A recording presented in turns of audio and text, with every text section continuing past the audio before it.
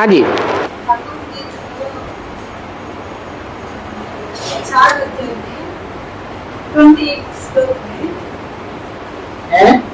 चारों अध्याय 28 श्लोक में बताया भौतिक पदार्थों का दान करने वाले, आत्मिक स्थिति की तपस्या रूपी यज्ञ करने वाले, परमात्मा योग रूपी यज्ञ करने वाले तथा दूसरी अध्ययन रूपी यज्ञ करने वाले ये योगी जन तीक्ष्ण कर्म वाले हैं।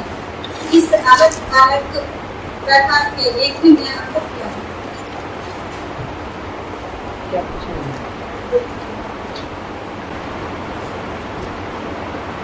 और गीता में दूसरे अध्याय में ये लिखा हुआ है। वो इस नंबर बता दो। 28 नंबर हमें लौट रहा है।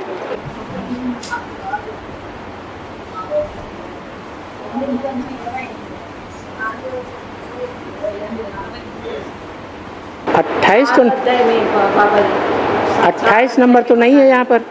4 अध्याय में देखिए। हाँ ऊपर वाला ये राम पेज दिखा है, राम है। तो 43 नंबर का श्लोक है। 28 नंबर कहाँ है?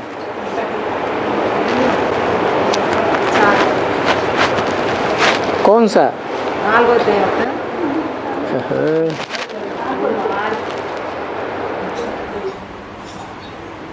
क्या? कौन सा नंबर है? 28 28। हाँ जी।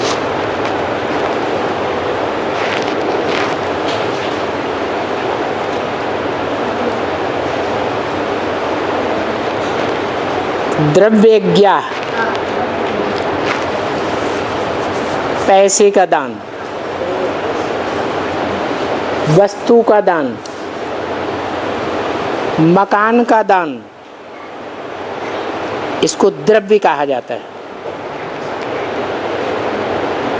तो द्रव्य यज्ञात अर्थात जो दुनियावी पदार्थ हैं उनका दान।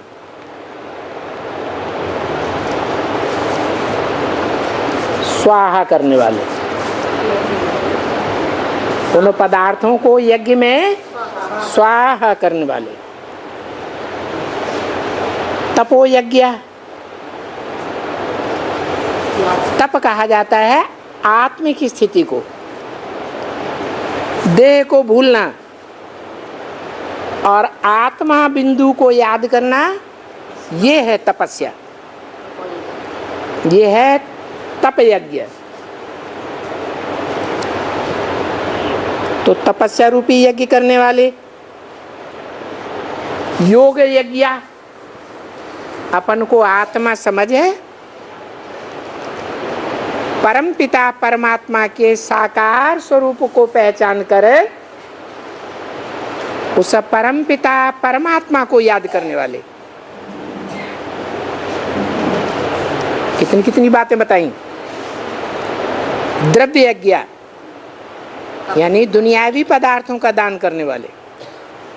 तप यज्ञ अर्थात आत्मिक स्थिति रूपी जो तप है, तपस्या है, वो करने वाले। और आत्मिक स्थिति से भी ऊंची स्टेज है अपन को आत्मा समझ, परमपिता परमात्मा के प्रैक्टिकल स्वरूप को याद करना। ये है योग यज्ञ।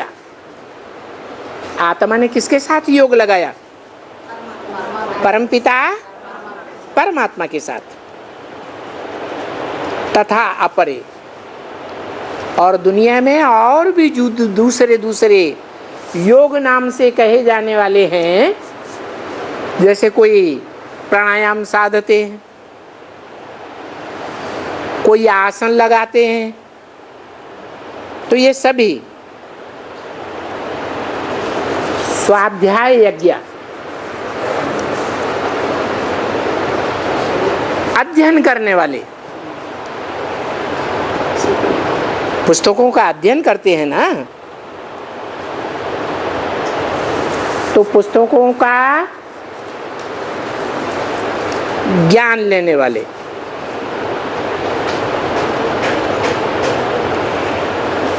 पुस्तकों से भी ज्ञान मिलता है ना। पुस्तकें किसकी लिखी हुई हैं? मनुष्यों की लिखी हुई है। तो मनुष्य जो भगवान का ज्ञान सुनते हैं, ब्राह्मण मनुष्य, और लिख करके किताबें लिखते हैं, तो ज्यों का त्यों लिखेंगे या उसमें कुछ न कुछ अपनी बात मिक्स करेंगे, तो वो स्वाध्याय यज्ञ, स्वाध्याय का यज्ञ करने वाले, अध्ययन रूपी ज्ञान यज्ञ करने वाले, यतय है। ये इतने प्रकार के योगी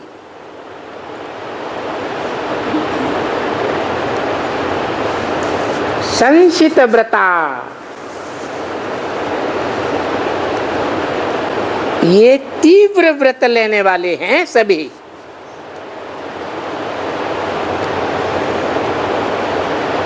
इसके बाद अगले श्लोक में बताया अपरे, माने जो दूसरे हैं, अपाने प्राणम तथा प्राणे अपानम, माने श्वास खींचते हैं और पेट में डालते हैं और पेट की वायु को बाहर निकालते हैं, अंदर की वायु को बाहर निकालते। अपानम, प्राण को अंदर लेना और अंदर जाकर के मिक्स होता है ना, फिर वो बाहर निकालना, उसे कहते हैं अपान वायु। अपानम, ऐसे प्राणवायु की अपान वायु में और अपान वायु की प्राणवायु में आहुति देते हैं। प्राणापान गति रुद्धा, अर्थात प्राण और अपान दोनों की गति को रुद्धा माने रोक करके, प्राणायाम परायण, जो प्राणायाम के ही आश्रय में रहते हैं, और कुछ हैं नियत आहार, आहार माने भोजन, नियमित लेते हैं, नियम पूर्वक थोड़ा आहार लेते हैं, स्वल्प आहार जिसे कहते हैं व्रत दुनिया की भाषा में, नियत आहार, उपवास आदि करते हैं। प्राणान प्राणेषु जुह्वति, प्राणों को प्राणवायु में विलीन करते हैं। यज्ञ छपित कलमशा,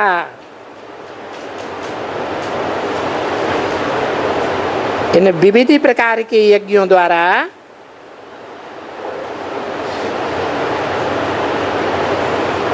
कर्मों के जो सामान्य मल हैं, मैल पाप, उनको क्षीण करने वाले, ये सभी जो योगी जन हैं, यज्ञ विदो, वो यज्ञ के दुनिया में जानकार कहे जाते हैं।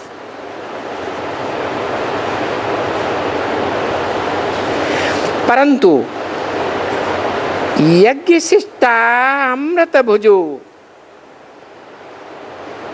जो यज्ञ में से बचे हुए अन्न का आहार लेते हैं, माने ये सब प्रकार का जो यज्ञ में दान किया जाता है और उस दान में से संसार का जो कल्याण होता है, उसमें से जो बचता है,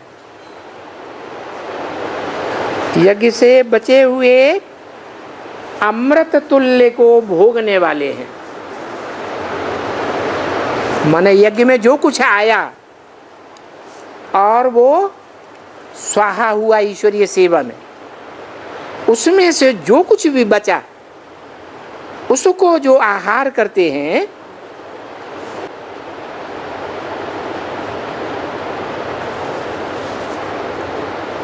वो सभी सनातनम ब्रह्म,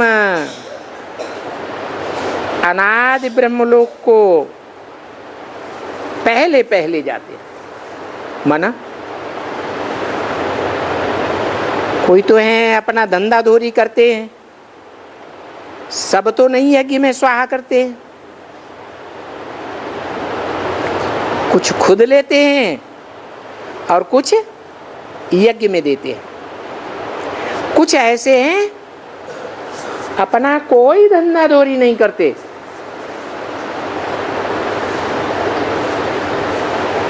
जो भी यज्ञ में आता है उस यज्ञ में जो स्वाहा हो जाता है, उस स्वाहा होने के बाद जो बचता है उसको ही लेते हैं,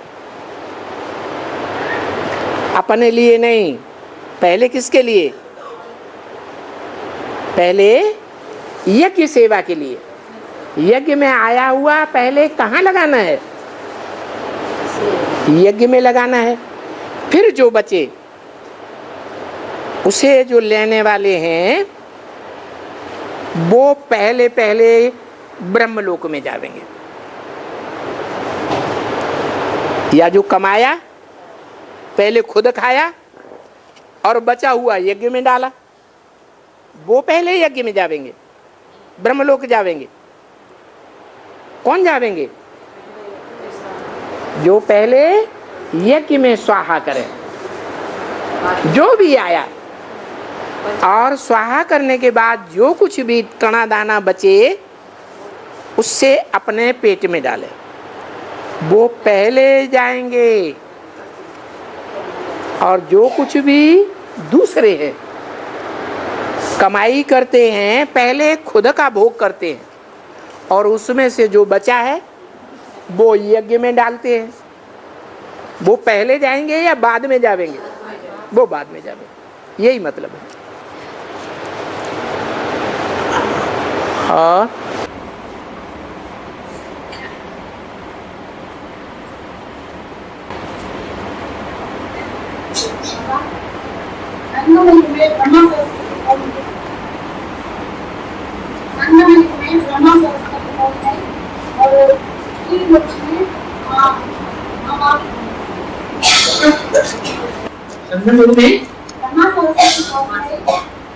ब्रह्मा सरस्वती कौन है?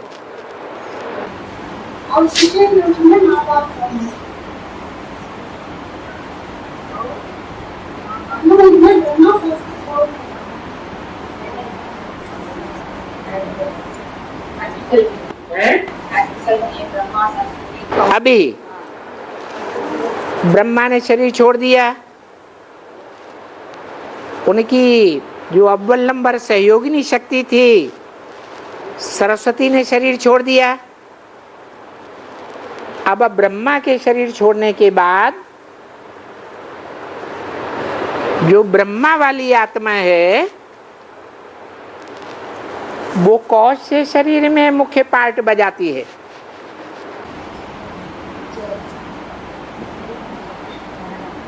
ब्रह्मा की आत्मा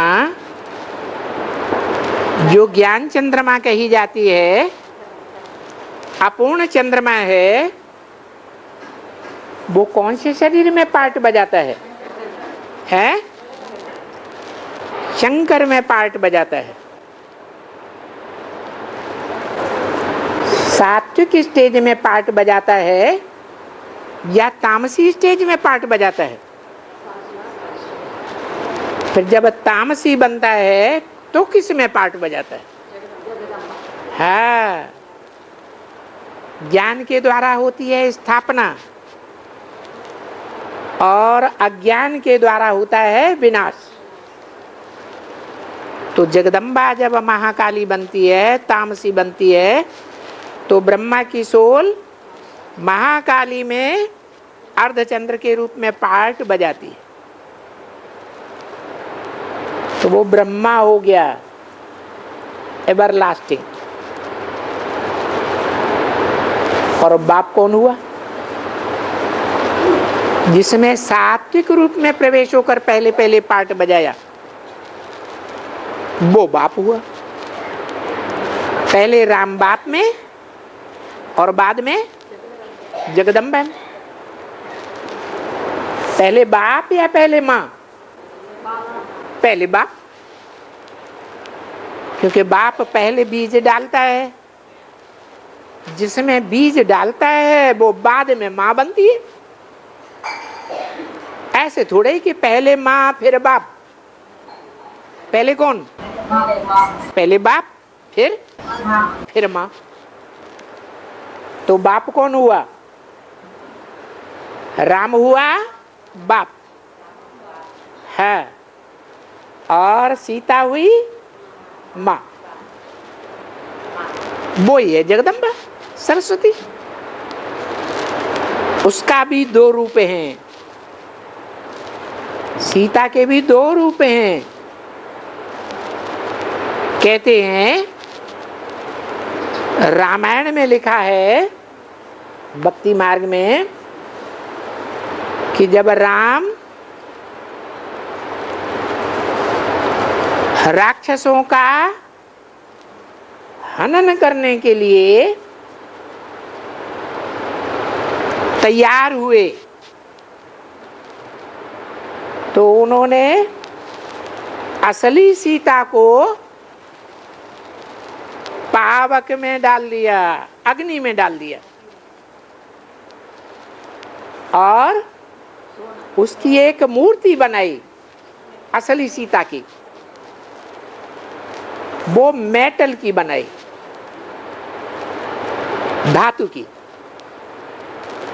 वो धातु पंच तत्वों में से कही जाएगी या चैतन्य कही जाएगी? पंच तत्व।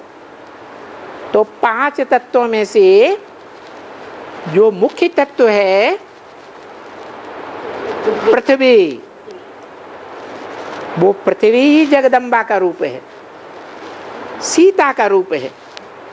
सीता जमीन से पैदा होती है और जमीन में ही समा जाती है।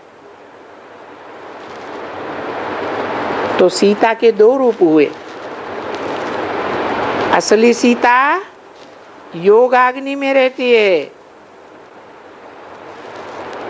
और जो मेटल की सीता है, जड़ तत्व वाली, जड़त्वमयी बुद्धि वाली, जो आज बाप को पहचानती है और कल भूल जाती है। क्यों भूल जाती है? क्योंकि जड़त्वमयी बुद्धि है या सदैव चैतन्य बुद्धि है? जड़त्वमयी बुद्धि है। और पहली सीता सदैव चैतन्य बुद्धि है। इसलिए वो ही रूप है। ये दोनों रूप जब मिलते हैं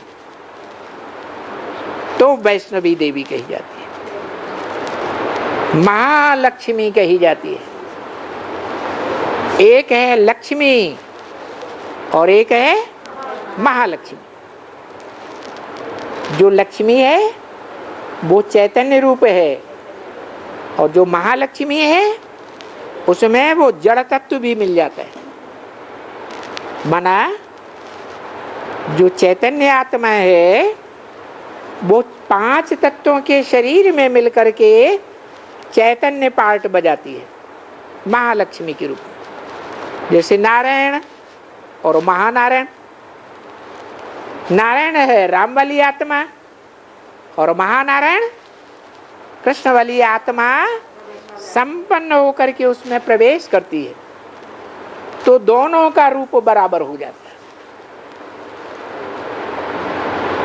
ऐसे ही ये दो सीताएं हैं, एक अव्वल नंबर और दूसरी द्वयम नंबर। ऐसे ही ये सृष्टि है। ये सृष्टि 5 तत्वों की जड़ है और इस जड़ तत्व से बने हुआ जो परम ब्रह्म का शरीर है उसमें वो सदैव चैतन्य रहने वाली आत्मा प्रवेश करती है। तब कहा जाता है शिव बाबा। तब वो शिव बाबा चारों युगों में पूरे कल्प में पार्ट बजाते हैं। 2 ही का खेल है, आत्मा का और प्रकृति का। तो प्रकृति है माता और आत्मा है पिता, जिसे परम पिता कहा जाता है। और है अभी नहीं माँ बाप समझ में आए। जगदम्बा पृथ्वी माता है या नहीं है? है, माता है। और उस पृथ्वी को गोद में लेने वाला सागर, वो ज्ञान सागर बाप है या नहीं है? इस दुनिया में 3 हिस्सा सागर है, ज्ञान सागर। और वो ज्ञान सागर चौथाई हिस्सा जो पृथ्वी है उसको गोद में समेट के रखता है।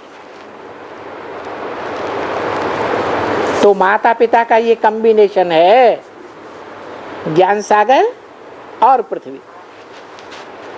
और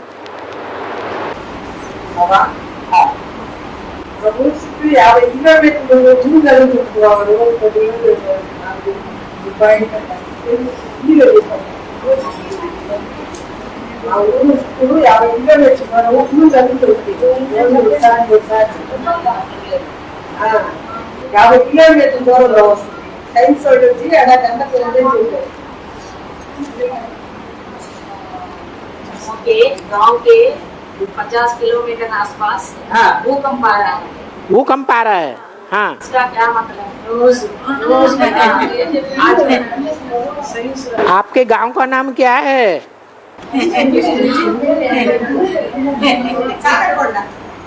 साइंटिस्ट कहा जमीन में सल्फर है। सल्फर, हाँ, इसलिए भूकंप आ रहा है। गर्मी पैदा करने वाला। ये जो एटॉमिक एनर्जी बनती है या जो गोला बारूद बनता है उसमें क्या डाला जाता है? सल्फर। तो गर्मी पैदा कर देता है। ये जो एटम बम हैं इनमें भी वही चीज पड़ी हुई है।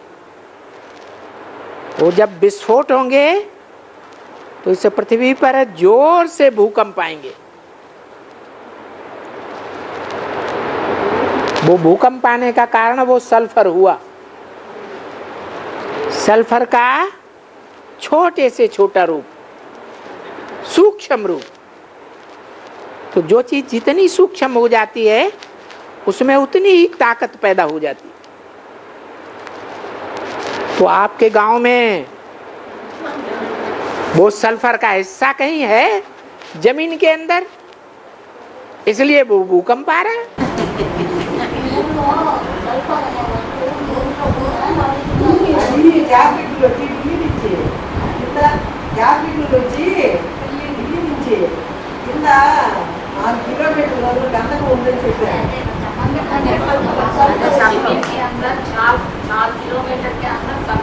हाँ, वही तो बताया।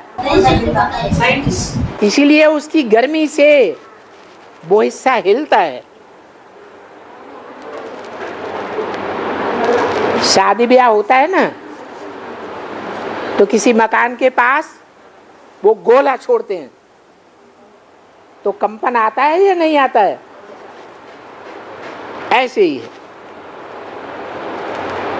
वो कंपन बता रहा है कि दुनिया में बड़े बड़े बम तैयार हो गए हैं जिनमें बड़ी भारी गर्मी भरी पड़ी है। वो जब विस्फोट होंगे तो तुम्हारा गांव नहीं, सारी दुनिया हिलेगी।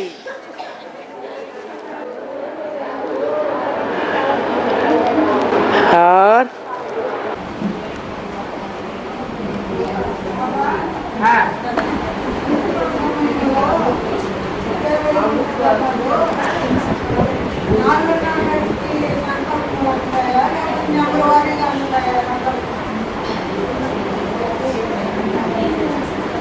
अंतिम समय में 4:30 को नंबरवार संकल्प आता है क्या बोलते हैं? नहीं, एक ही ट्रेन चलेगा ना क्या अंतिम समय में जैसे सन 47 में ऑल इंडिया के शहरों से कराची की तरफ जो ट्रेनें जा रही थी एक ही टाइम पर, वो पहली ट्रेन सेफ चली गई। उसके बाद जो भी ट्रेनें गई वो हिंदू मुसलमानों की लड़ाई इतनी जोर पकड़ गई कि सब काट डाले गए। ऐसे ही बताया। संकल्प नंबर 12 ट्रेन पकड़ने का संकल्प सबको पहुंचेगा। हाँ, जब पूरी राजधानी स्थापन होगी तो सब बच्चों को नंबरवार वो संकल्प टच होगा। है, पूरी राजधानी स्थापन होने का भी टाइम बता दिया, 40 से 50 वर्ष। वो 50 वर्ष कब पूरे होंगे? 2027-28 में। तो नंबरवार संकल्प आएगा और नंबरवार पहुंचेंगे। और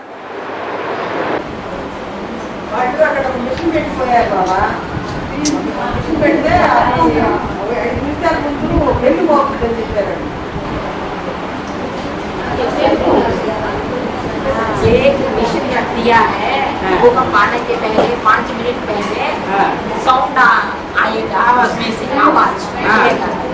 बहुत बता देता है साइंटिस्ट ने एक मिशन दिया है। जो भी मशीन बनाई है वो मनुष्यों ने बनाई है, और मनुष्यों की बनाई हुई चीज कोई भी संपूर्ण नहीं होती, कुछ न कुछ डिफेक्ट रह जाता है। और बाप ने जो ज्ञान की मशीनरी बनाई है, इसे ज्ञान की मशीनरी में जो देखने में आता है वो पक्की चीज है। ఏంటంటే ఎవరైనా మనుషులు పెడితే మిషన్లు ఏమన్నా ఉంటాయి, పని చేస్తాయి, చేయకపోతాయి, అవి తప్పనిసరిగా ఏమంటే సౌండ్ చేస్తాయి అనే నమ్మకం లేదు అంటున్నారు బాబా. జ్ఞానం ఏదైతే తండ్రి ఇస్తున్నారో అదైతే పక్కాగా తీసుకుంటారు, అది కరెక్ట్ గా తెలుస్తుంది. దాని ద్వారా ఇవన్నీ కూడా పని చేస్తాయి, పని చేయకపోతాయి. इसलिए ज्ञान की गहराई में जाना चाहिए। కానీ జ్ఞాన లోతులోకి వెళ్ళండి అంటే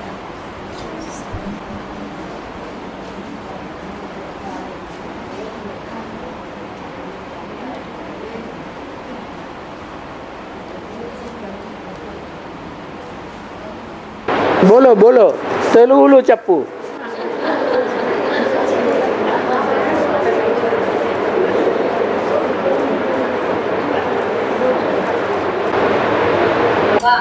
हाँ।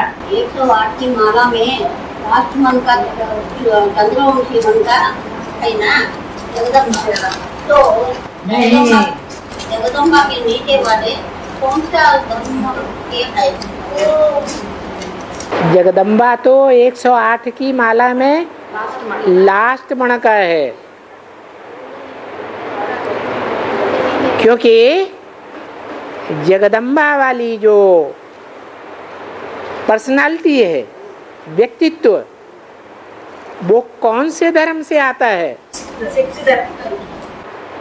सिख धर्म। माना जो आस्तिक धर्म हैं, आस्था वाले, नास्तिक नहीं, उनमें लास्ट धर्म कौन सा है? सिख धर्म। उसके बाद जो आर्य समाजी आते हैं वो तो नास्तिक हैं, इसलिए वो आस्तिक नहीं कहे जाएंगे। तो जो लास्ट धर्म सिख धर्म से आने वाली जगदम्बा है, वो जगदम्बा की शुरुआत है वहां से, होनी चाहिए सूर्यवंश में, लेकिन सिर्फ सूर्यवंशियों की अम्बा बनती है या सारे जगत के सब धर्मों की अम्बा बनती है? तो सब धर्मों के सब बच्चों का संग का रंग लेती है या एक ऊंचे से ऊंचे धर्म के बच्चों का संग का रंग लेती है? तो संग का रंग लगने से नीचे जाती है या ऊंचे स्टेज में रहती है? नीचे जाती है, इसलिए लास्ट मणका है। माता, दुनिया की जो भी माताएं हैं वो सब जगदम्बा को फॉलो करती हैं। माता अपने बच्चों के लिए मरती है। बच्चे जब बड़े हो जाते हैं तो बच्चों का आधार लेती है या पति का आधार लेती है? और बच्चे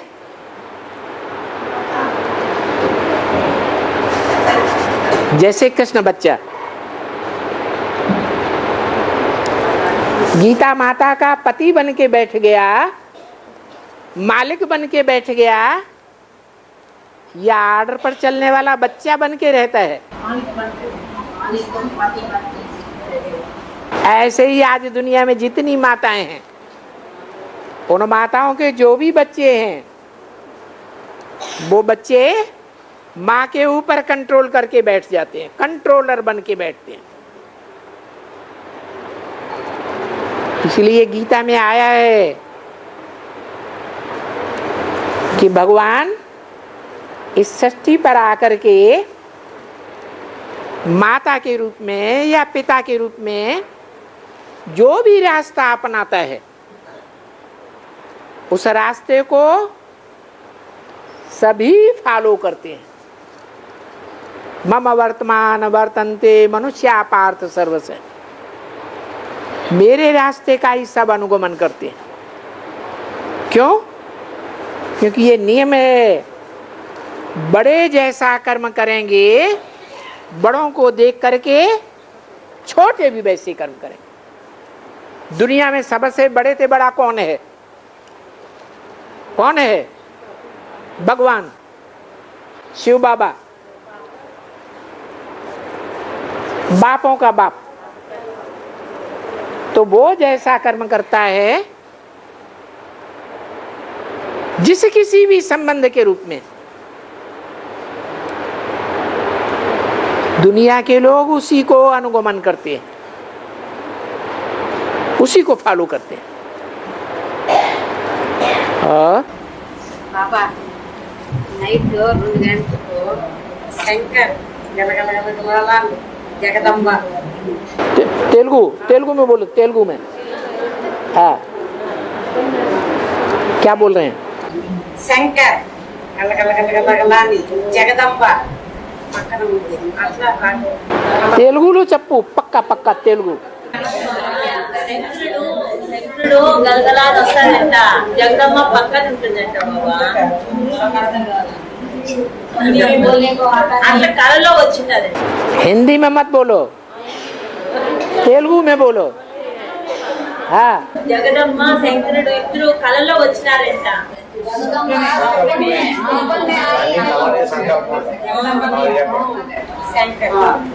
सपने में शंकर भी आया, डमरू बजाया।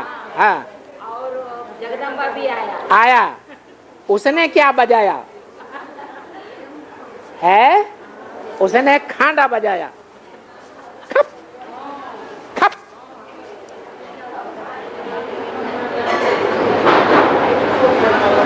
जो शंकर है उसका नाम ही है शंकर, शम करने वाला। नहीं संकरण, मिक्स। तीन आत्माओं का मिक्स पार्ट,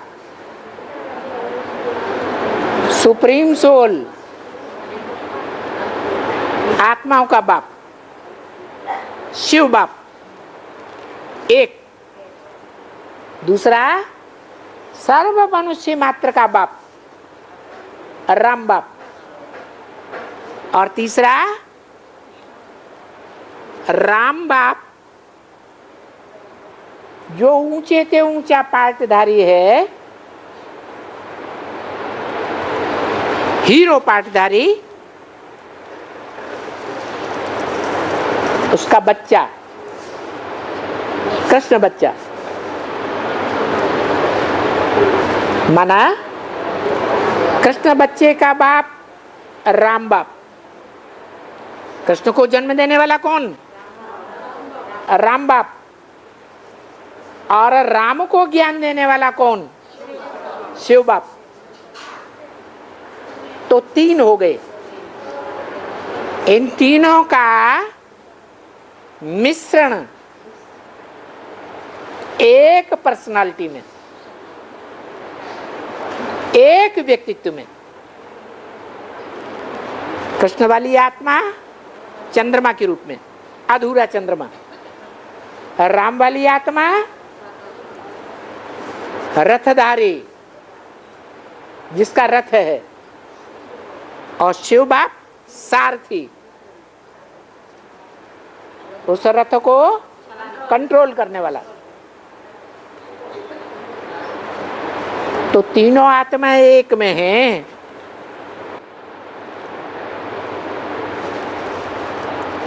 जो डमरू बजाता है वो बीच में है या लास्ट में है या फर्स्ट में है? लास्ट में डमरू बजाने वाला शिव बाप, राम बाप, कृष्ण बच्चा। बीच में कौन है? राम बाप। तो जो बीच में है वो दोनों तरफ की बातें करता है। कृष्ण बच्चा जो सब धर्म की आत्माओं को अपनी गोद में लेकर के ब्रह्मा के रूप में पार्ट बजाता है, माता के रूप में पार्ट बजाता है। वो माँ। नीचे जाने वाली माताएं सबसे दुखी होती हैं ज्यादा, या बाप ज्यादा दुखी होता है, या बच्चे ज्यादा दुखी होते हैं? माताएं ज्यादा दुखी होती हैं। तो ज्यादा नीचे कौन हुआ? माताएं ज्यादा नीचे हो गई। उन माताओं की भी सबसे बड़ी माता कौन हुई? जगदम्बा। उसी जगदम्बा में ब्रह्मा प्रवेश है। जगदम्बा तो डब्बा हो गई, उस डब्बे में पार्ट बजाने वाला कौन? ब्रह्मा। तो शंकर का जो डमरू है वो लेफ्ट साइड में भी बजता और राइट साइड में भी बजता। राइटियस्ट है शिव बाबा और लेफ्टिस्ट है कौन? चंद्रमा, ब्रह्मा बाबा। दोनों तरफ की बातें बजाता है। क्या वो न बच्चे को छोड़ सकता न बाप को छोड़ सकता, दोनों की बात बताएगा ना, है? इसलिए वो डमरू का पार्ट बजाता है। समझ में नहीं आता? हाँ। और दूसरा भी पहले मानते हैं फिर बाद में मुस्लिम हमारे साथ में अभी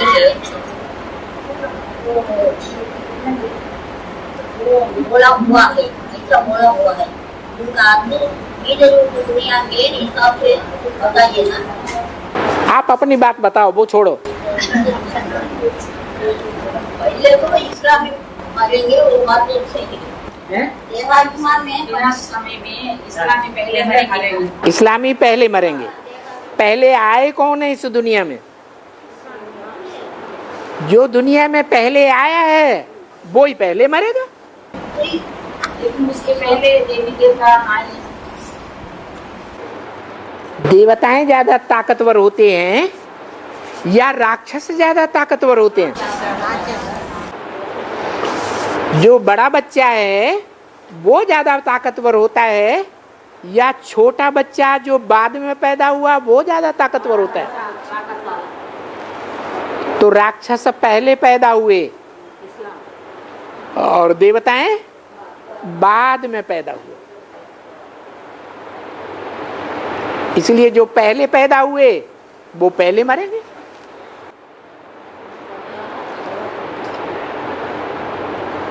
और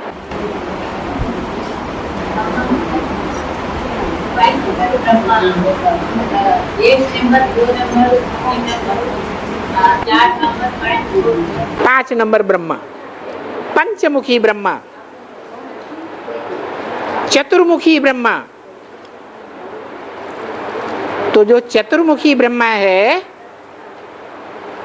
वही ब्रह्मा सो विष्णु। उस चतुर्मुखी ब्रह्मा में जब संपन्न स्टेज आती है तो 4 भुजाओं वाला विष्णु तैयार होता है। 2 भुजाएं राइटियस, 2 भुजाएं लेफ्टिस्ट, 2 भुजाएं ऊपर का पार्ट बजाने वाली, 2 भुजाएं नीचे का पार्ट बजाने वाली। ये 4 भुजाओं वाला विष्णु तैयार होता है। लेकिन भुजाएं अपने आप चलती हैं या भुजाओं को चलाने वाला कोई है? चलाने वाला ऊंचा या जो चलने वाली भुजाएं हैं वो ऊंची? तो जो चलाने वाला है वो है राम बाप और भुजाएं हो गई नीचे, जो चतुर्मुखी ब्रह्मा कहा जाता है। इसलिए 4 भुजाओं में एक भुजा में शंख, एक भुजा में चक्र, ये 2 भुजाएं ऊपर की। शंख अर्थात ज्ञान का शंख सारी दुनिया में फूंकने वाला। अभी ब्रह्मा का पार्ट बजा, सारी दुनिया में शंख फूंक गया। सारी दुनिया में ज्ञान का शंख बज गया। बजा? नहीं बजा। शंकर के रूप में पार्ट बजता है, ब्रह्मा के बाद शंकर। तो सारी दुनिया में ज्ञान का शंख बजा? नहीं बजा। लेकिन जब वैष्णवी आती है, जो बाबा ने कहा विजय माला का आवाहन करो, तो किस लिए कहा? वो शंख है। वो शंख जब बजेगा तो सारी दुनिया में आवाज फैल जाएगा। इसलिए वो लेफ्ट साइड की जो भुजा है ऊपर वाली, उसमें ज्ञान का शंख दिखाया गया, लक्ष्मी को, माना वैष्णवी देवी। और लेफ्ट साइड की जो भुजा है सरस्वती, वो ऐसी आत्मा है जिसने ज्ञान का सबसे बड़ा पॉइंट निकाला, ज्ञान का चक्र घुमा करके। क्या पॉइंट? हाँ, कि पहले समझते थे कि भगवान आग का गोला है, रोशनी है,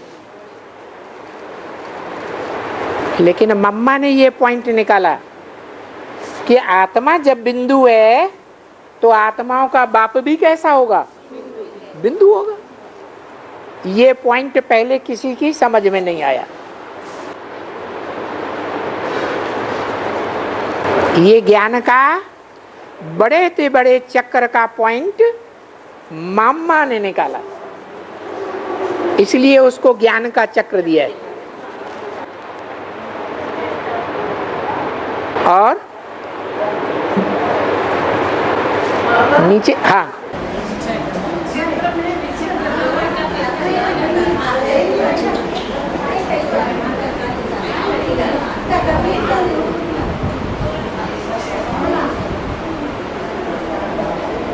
और चक्र के नीचे गधा, गदा,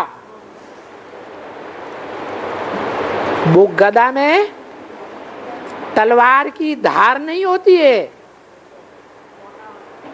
मोटा होता है,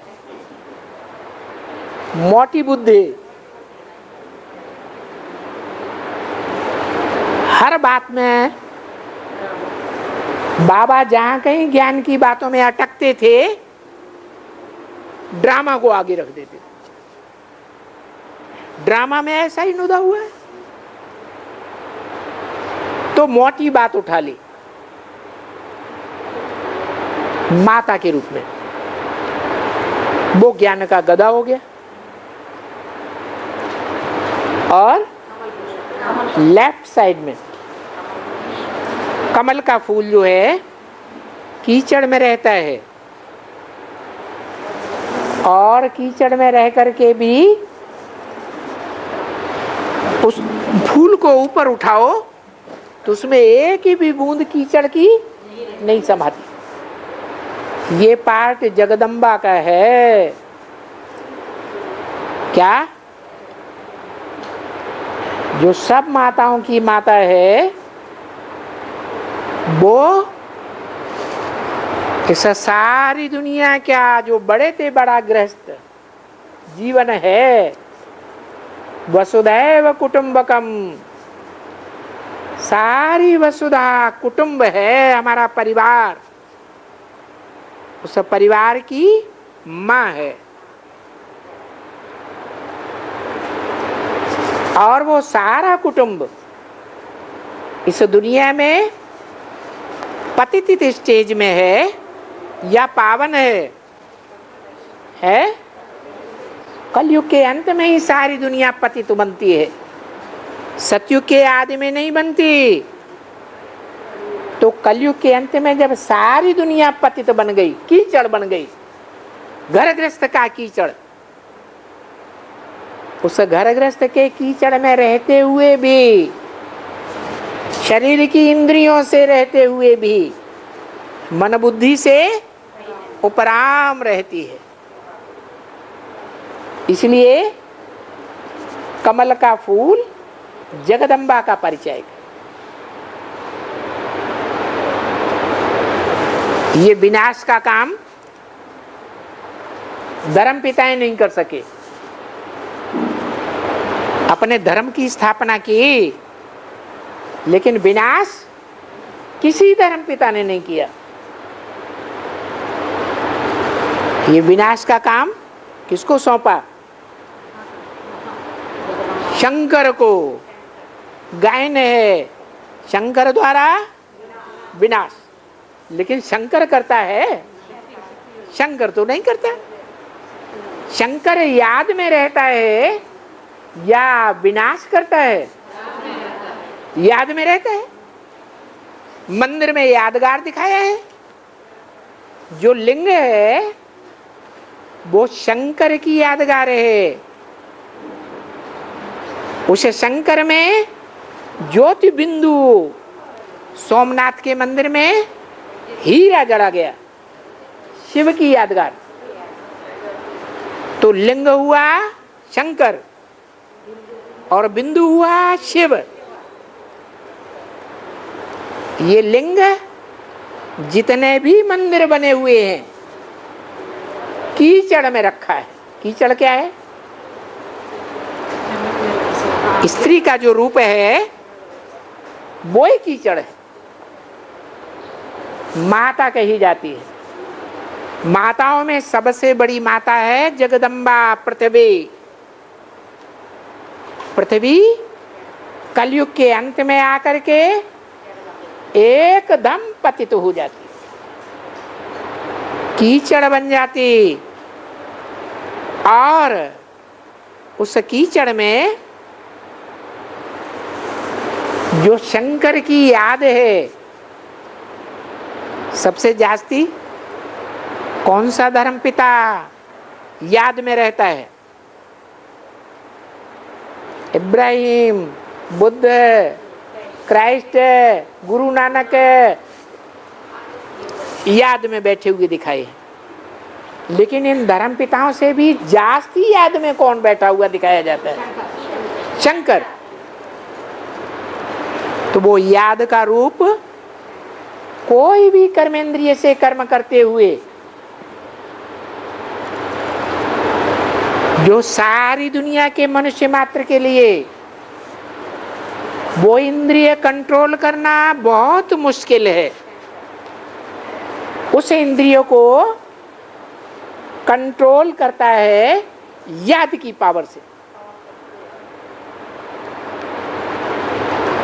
और वो रूप पूजा जाता है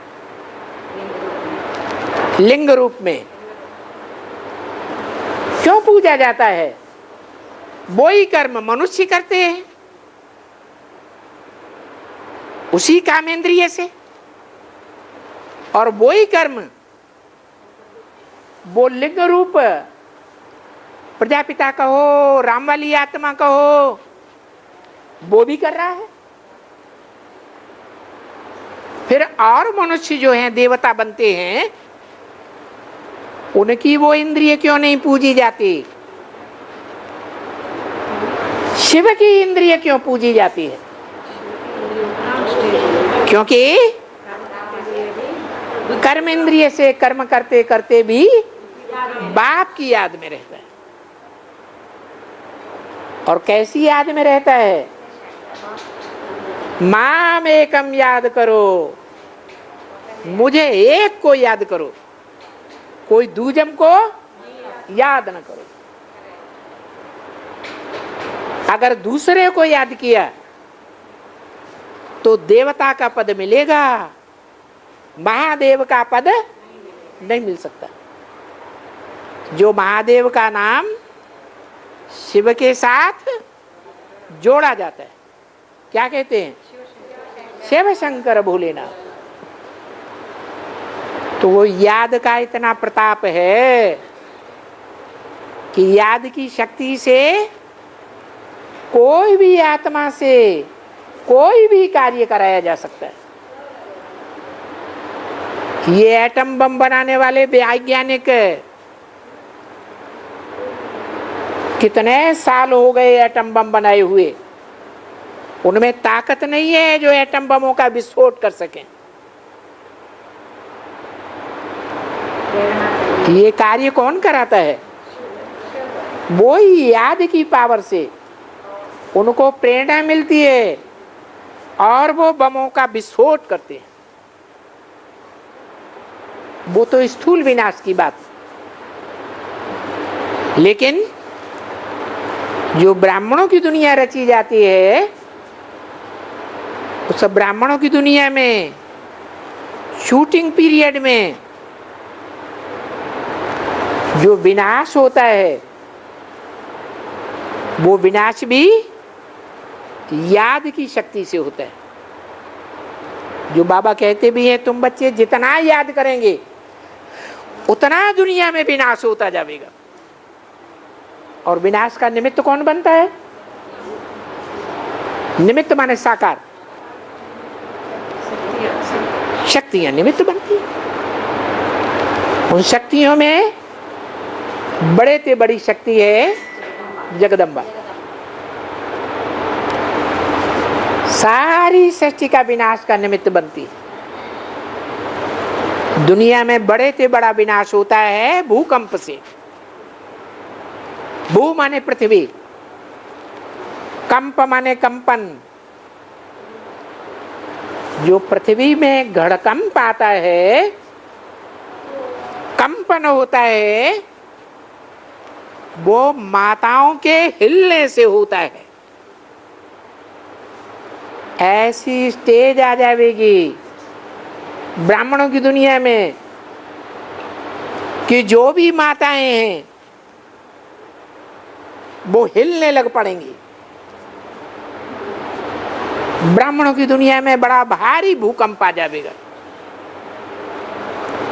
पृथ्वी हिलती है तो दुनिया की बड़े से बड़ी जो बिल्डिंगें हैं, बिल्डिंगें माने बड़े बड़े संगठन, वो सब धराशायी हो जाएंगे। जब बड़ी बिल्डिंगें धरा